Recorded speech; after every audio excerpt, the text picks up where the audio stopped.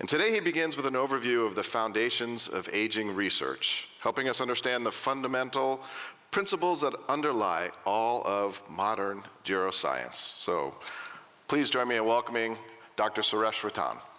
Aging research, so my being in the field for about 45 years gives me certain privilege and also a duty to sometimes review the field, to share with you that we should remember what we have learned so far in the field. Because in the last 5 to 10 years, there have been lots of new terms have emerged. They have evolved, sometime out of fashion, sometime out of need, things like regenerative medicine or anti-aging or geromedicine, geroscience. But all these sciences go back to the original word, gerontology, which was the study of aging.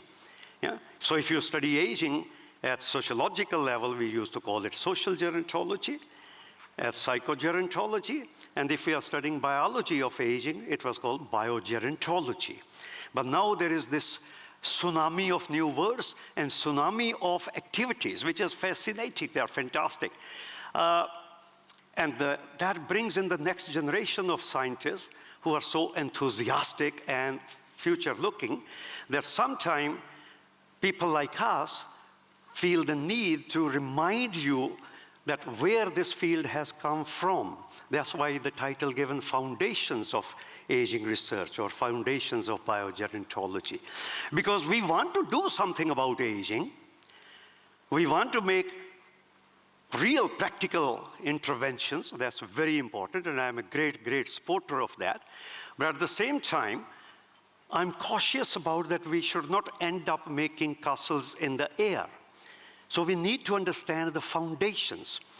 And now, at this stage in my career, I declare myself as an elder in gerontology. For this tribe of gerontologists, I'm one of the elders. So that is why I said it's my privilege and my duty to share with you the history of the thing, where we stand, what things we need to remember when we promise our consumer or our user.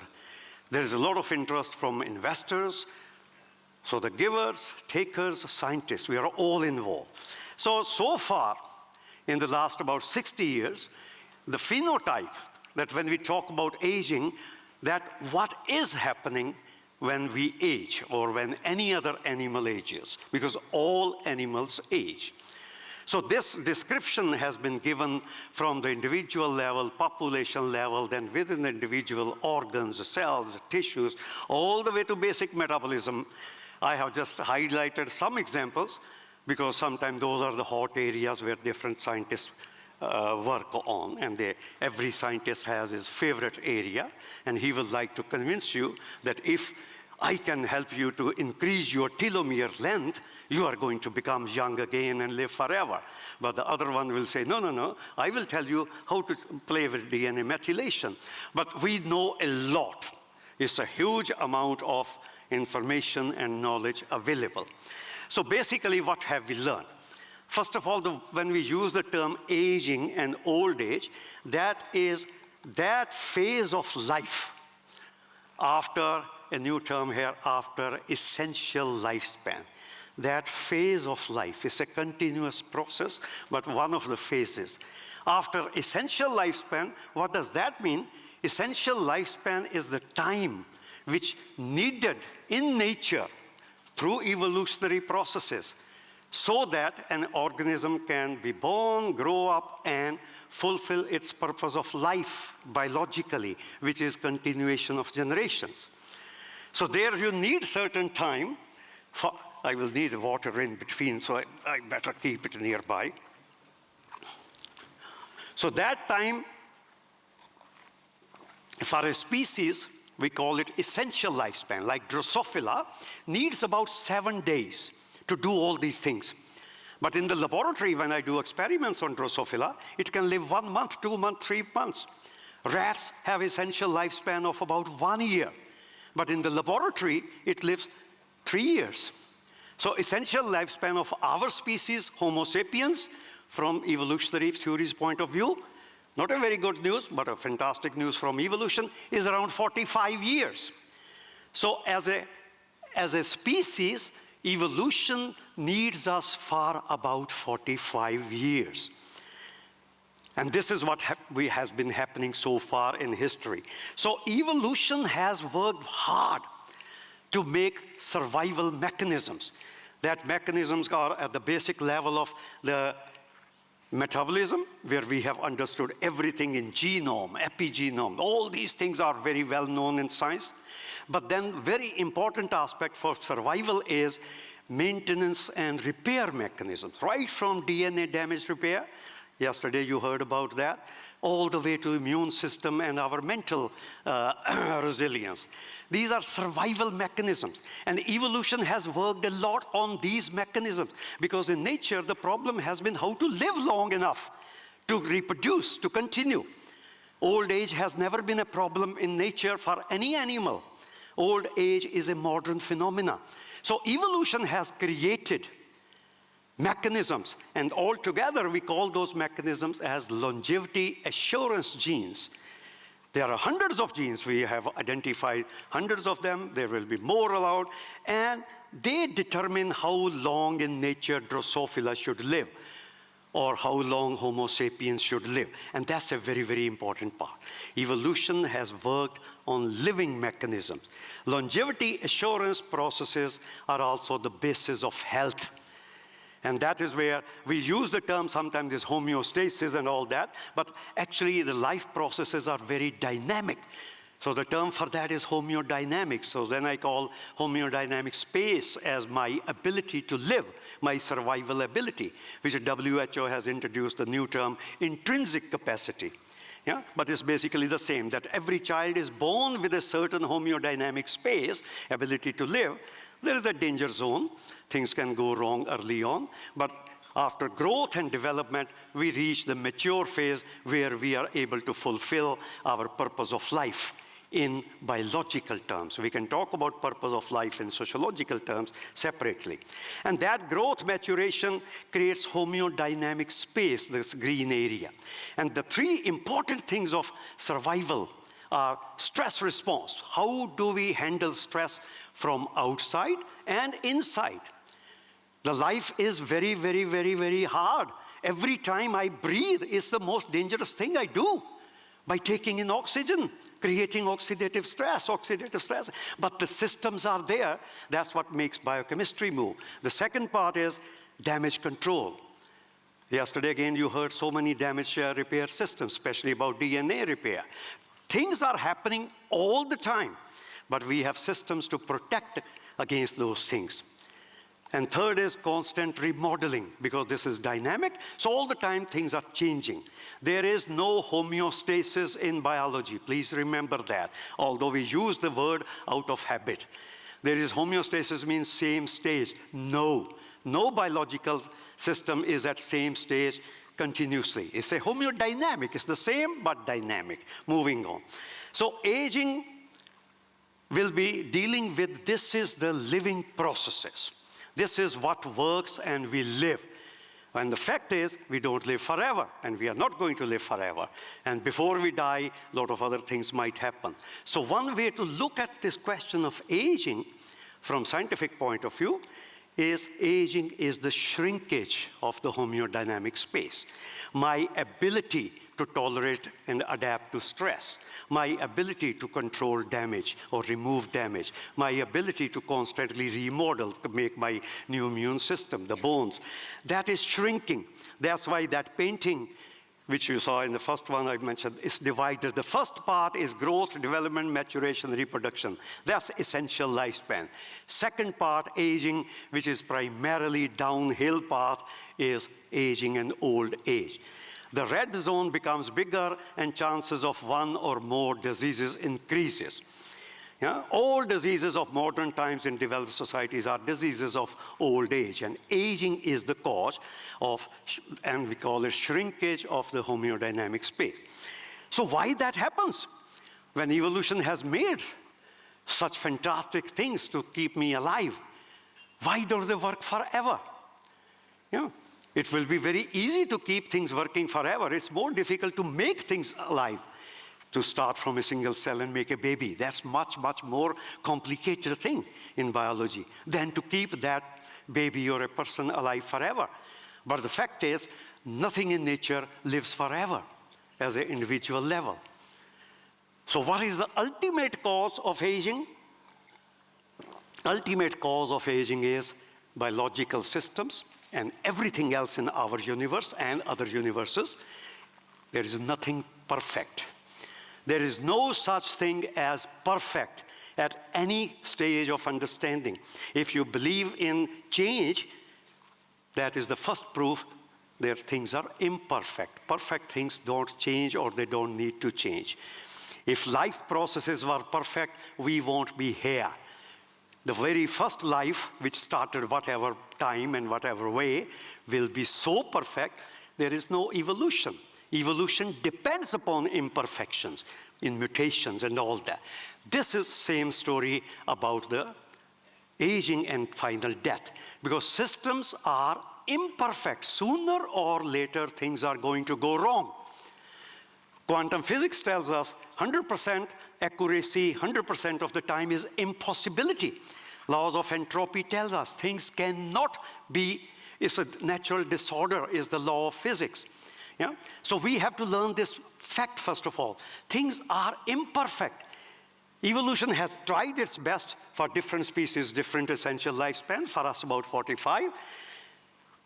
But the beauty part of that is that once we accept imperfect, because all those repair things which were going to repair me, they are also making no problems.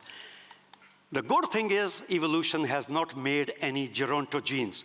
There are no genes made by evolution in my body to either measure time and calculate how long I should live and when should I die. There is no killing mechanism in the body for the whole individual.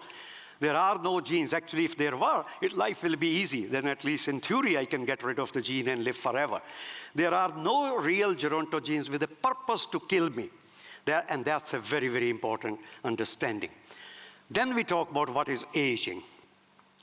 And that is the greatest understanding which has come after 60 years of research by hundreds of scientists, but which in modern times in our enthusiasm for interventions, longevity, extension, and health, whatever we want to do, we forget. And what is that? Aging is complex, dynamic, interactive, heterogeneous, and individualistic. These are 4 or 5 buzzwords which are very important, because these are the ones which we forget when we want to intervene. First of all, complex means you touch at one part of the metabolism and you will see effects in many other areas. It's not just a simple linear relationships. It's like if a butterfly moves its wings in Denmark, you will get a storm in Mauritius. Yeah? That's kind of complexity, interaction, dynamic interactions.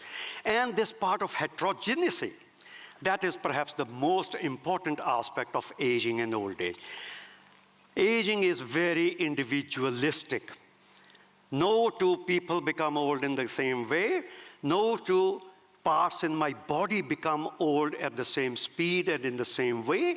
No kinds of tissues, cells, all the way to molecules. You can take 2 cells and check their DNA. They will be having lots of differences. It's a very, very individualistic nature.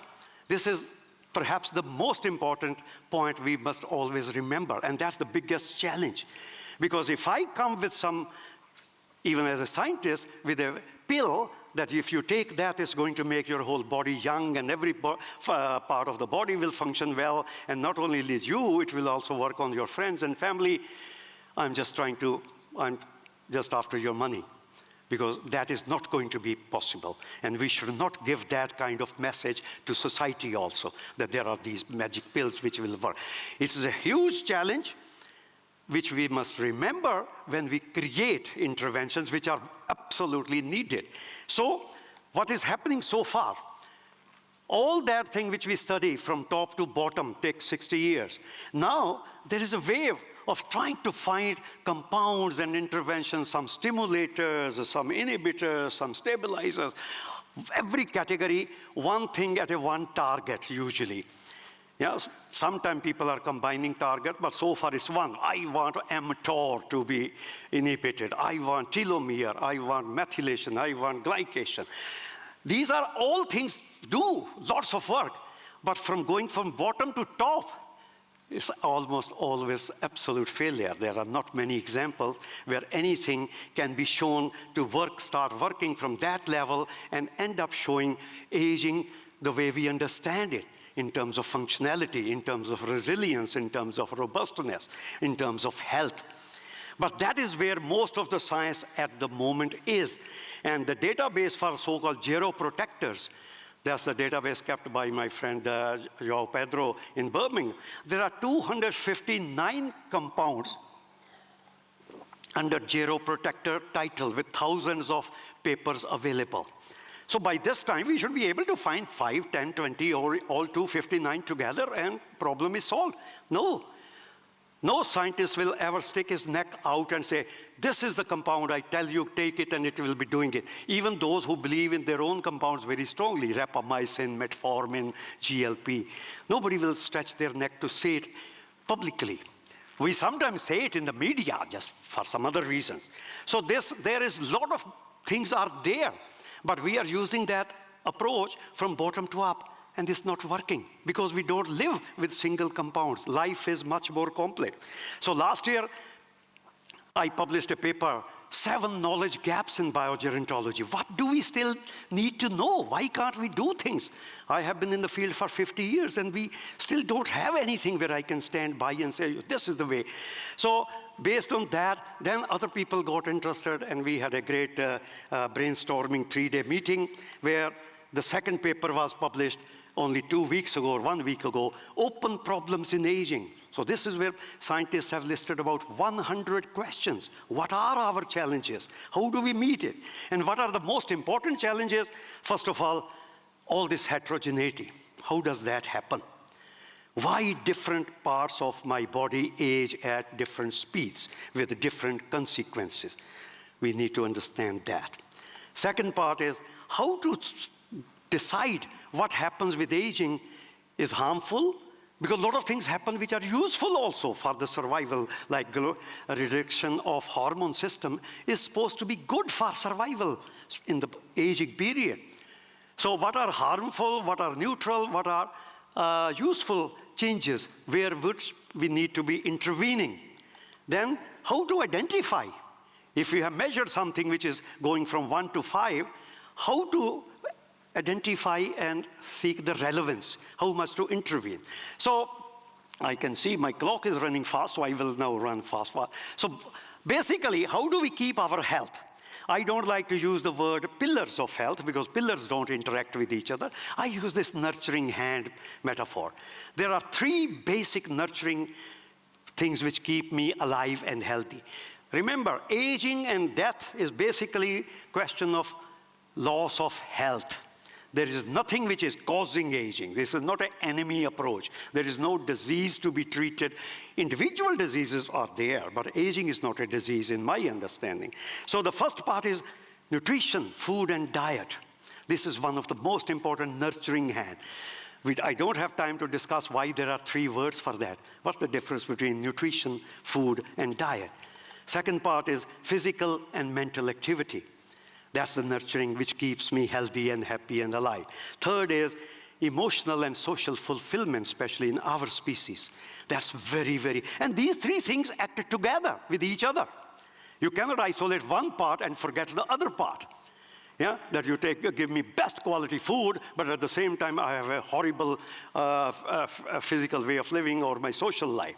So that is where a holistic health promotion approach is, which Brian already gave a little indication, as Hormesis, the relationship between stress and health. Stress is bad if it's chronic and high and imposed upon you.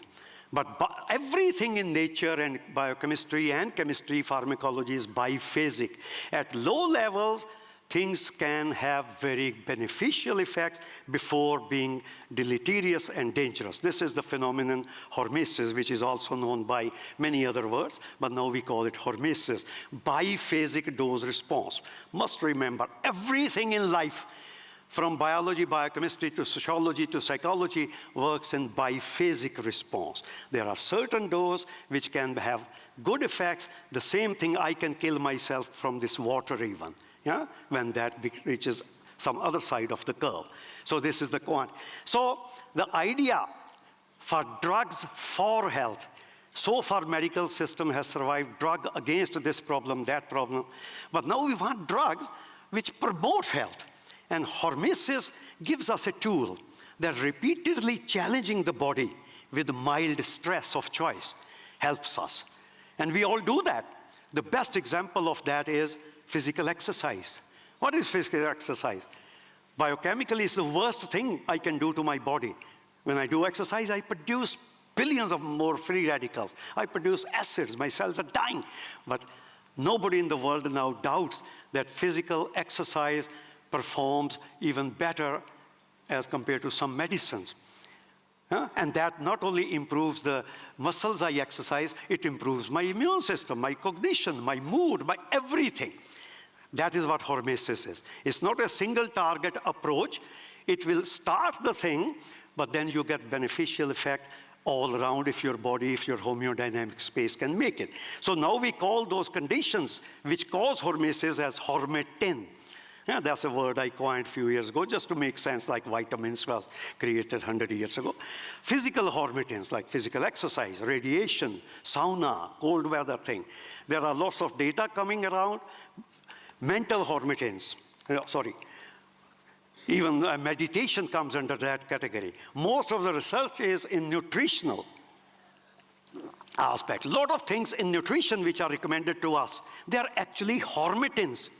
They create challenge for the body, and that's how it works. Again, time is not allowing me, but we know everything about how they work, all these stress response pathways. Now we are developing further terminology for multi-hormetin components to be created. So the final message I would like to leave is, aim of this so-called longevity medicine, gero medicine, whatever word you want to use, I don't mind it, but they are all biogerontology or gerontology, maintaining, improving, and recovering homeodynamic space.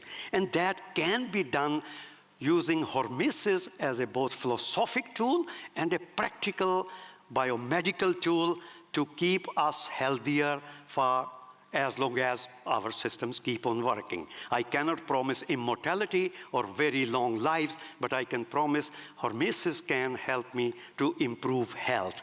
But what is health? Again, I have no time today to talk, but we have been writing and thinking about that a lot. Thank you very much.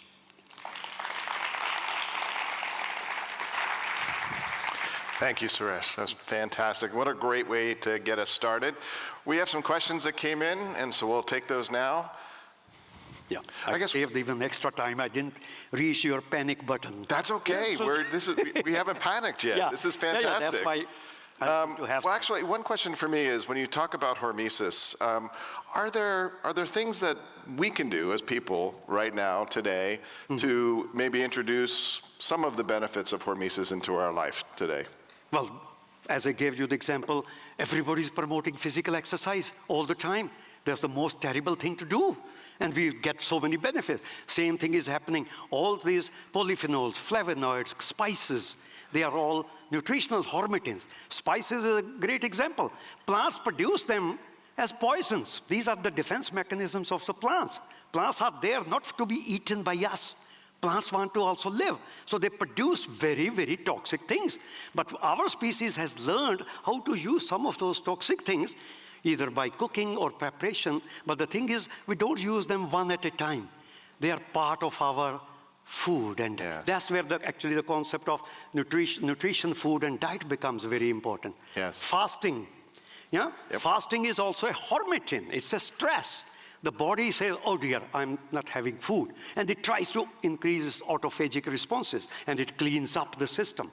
Yeah, that is how fasting has any good effects. Calorie restriction, which is most studied thing in biology. It is only good because it's stressful. Yes. So we have to change the mindset. And mindset not only of the scientists, but also the consumers, the society. How do we approach stress? What is important for people? What is important from health point of view? Sorry, No, I tend to go into fantastic. my... What are your thoughts on saunas? Are saunas another form of hormesis or Sauna? heat shock? Yeah. Yes, definitely. Well, again, these are there are no systematically trials done on that, but these are mostly observational studies from hundreds, thousands of years of cultural habits. All these hot water spas in Japan and other places, people feel good about it. Feeling good about yourself is the first sign of feeling healthy. You cannot make me feel happy by showing me my telomere has increased if I don't feel something else in the body in terms of my mobility, my action, my cognition. So the proof of the pudding of aging intervention is the physiology and psychology of the person. Don't just tell me, I will do this and measure these 10 biological markers and you have become young. No, I will tell you whether I feel young or not, and you will have to believe me as a consumer. Yeah? This part often we forget. We think we will decide and tell them. Absolutely. What a great way to end. Everyone, thank you. Suresh, thank you so much. Done with that. Okay, thank you. Thank you for a great talk.